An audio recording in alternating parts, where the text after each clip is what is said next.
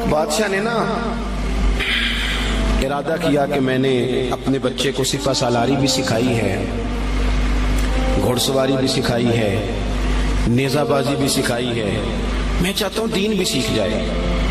ایک بڑے زبردست عالم تھے، ان کے ذمے لگایا کہ آپ میرے بچے کو دین کا علم پڑھائیں۔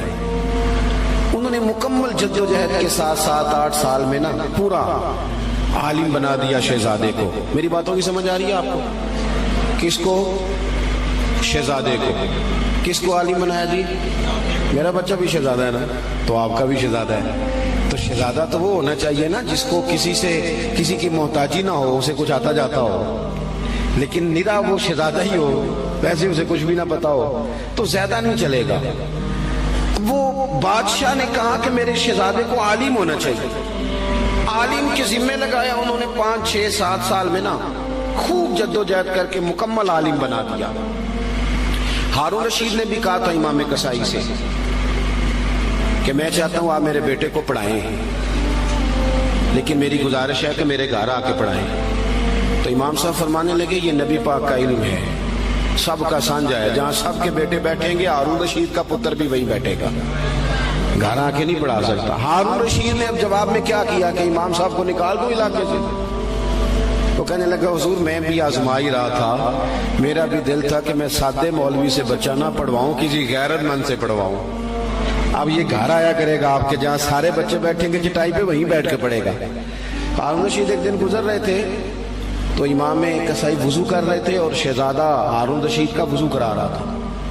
اس نے لوٹا پکڑا ہوا ہے، امام صاحب کے پیروں پہ پانی ڈال رہا ہے اور امام صاحب وضو کر رہے ہیں۔ ہارون رشید گھوڑے پہ گزر رہے تھے، دور سے دیکھا تو گھوڑا بھگا دیا۔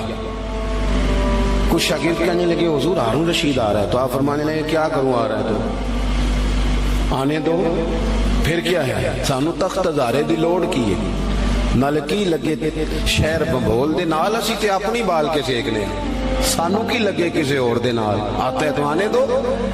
تو آ گیا۔ اب وہ بڑے دبدبے کے ساتھ گھوڑے سے نیچے اترا، لوگوں کا خیال تھا ناراض ہوگا کہ میرے شہزادے سے کام کرا رہے ہیں۔ وہ اسی طرز پہ تیزی کے ساتھ قریب آیا اور حیرت انگیز انداز کے غصے میں۔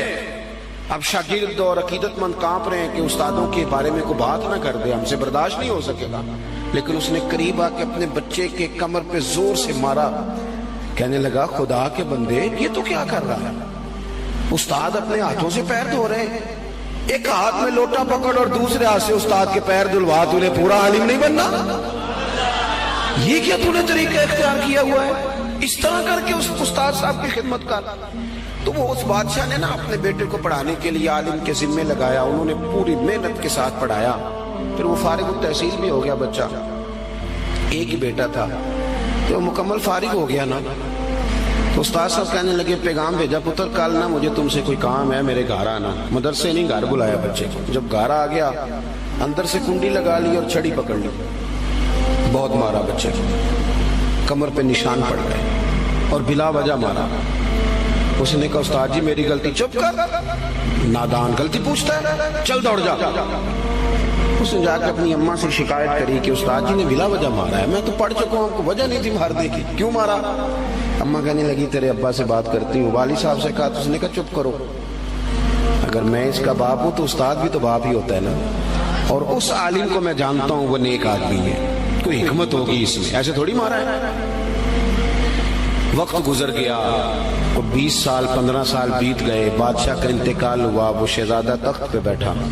اس نے پہلا حکم یہ دیا کہ میرے استاد صاحب کو بلاؤ۔ اب وہ بیچارے بوڑھے ہو گئے، چھڑی ہاتھ میں پکڑی، جھکی ہوئی کمر، بڑی مشکل سے وہ آئے اور دربار میں آ کے کھڑے ہوئے۔ تو شہزادے نے پہلا سوال یہ پوچھا استاد جی پہلے تو میں بے اختیار تھا، آج اختیار میرے ہاتھ ہے، وہ بتاؤ نا مارا کیوں تھا؟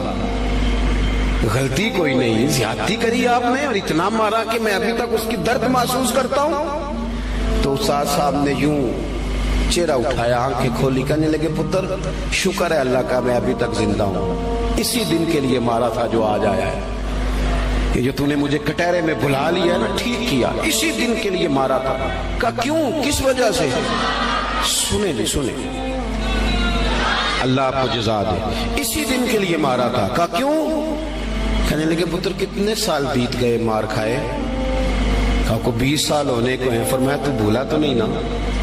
کہا استاد جی میں نے تو پہلے دن ہی آپ کو بلایا. کہنے لگے پتر بس مجھے پتا تھا ایک دن تو نے حکمران بننا ہے. تو بے اختیار تھا نا، میرا کچھ نہیں کر سکا. آج با اختیار ہوا تو بلا لیا نا. پتر تو حکمران بن گیا ہے، کسی غریب پہ ظلم نہ کرنا. اگر تجھے 20 سال نہیں بھولا تو اسے بھی قیامت تک نہیں بھولے گا. اور جب وہ اللہ کی بارگاہ میں با اختیار ہوگا تو تجھے بلوا لے گا. اس لیے مارا تھا کہ یہ جو ناجائز مار ہوتی ہے اس کی درد جاتی نہیں، اس کے نشان روح پہ پڑتے ہیں، دل پر زخم رہ جاتے ہیں. پتر تجھے آج تک نہیں نہ بھولا، اسی دن کے لیے مارا تھا کہ تیری تربیت ہو جائے. اٹھ کے اس نے استاد کے ہاتھ چومے، بٹھایا. کہنے لگا آج سمجھ آئی ہے، آپ نے صرف علم نہیں پڑھایا، آپ نے تو مجھے ہدایت بھی دی ہے. آپ نے تو اللہ کی بارگاہ سے مجھے ہدایت لے کے دی ہے، آپ نے تو میری ہدایت کی جانب رہنمائی کی. اتنا بڑا کام کر دیا. اپنے بچوں پر تھوڑا سا بوجھ ڈالے. اور میرے بھائی اگر ایک چھوٹی سی کھجور صدقے کی کھجوروں میں سے امام حسین اٹھا کے منہ میں رکھ لے تو محبوب انگلی ڈال کے نکال دیتے ہیں. فرمایا پتر نہیں، ہمارے لیے ٹھیک ہے. ابا کیسے برداشت کرتا ہے کہ بیٹے کے منہ میں لقمہ حرام جائے؟ وہ کیسے برداشت کرتا ہے؟ ایک دوست مجھ سے کہنے لگے کہ گھر کے کونے سے نا رات کو رونے کی آواز آتی ہے، بڑے پیر صاحب آئے، بڑے عامل آئے، پر وہ ٹھیک نہیں ہوتا. میرا ذرا زیادہ قربت تھی، ورنہ ہر آدمی سے تو یوں بات نہیں کی جا سکتی.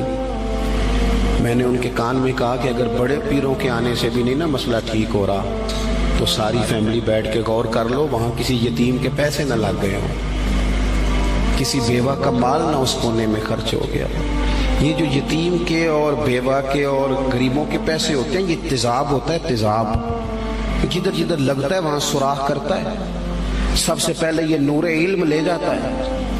اور میری طرح کے لوگ، یہ علماء جو مساجد کے مدارس کے محتمم ہوتے ہیں، ان کو تو اتنا باریک تولنا پڑتا ہے، اتنا باریک، کون سا پیسہ کہاں لگانا ہے اور کس ترتیب سے لگانا ہے اور کس جدوجہد. یہ تو اتنا مشکل کام ہے کہ میں تو بڑی دیر سے میں نے کہا بھائی مجھے بچاؤ اس کام سے.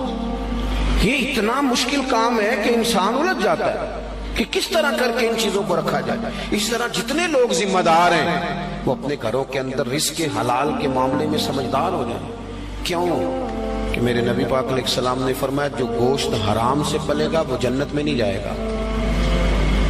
تو مجھے بتاؤ کوئی چاہتا ہے اس کی اولاد دوزخ میں جلے؟ پسند کرتا ہے؟ تو پھر ان کو رزق حلال کھلاؤ. ایک بادشاہ نے نا ارادہ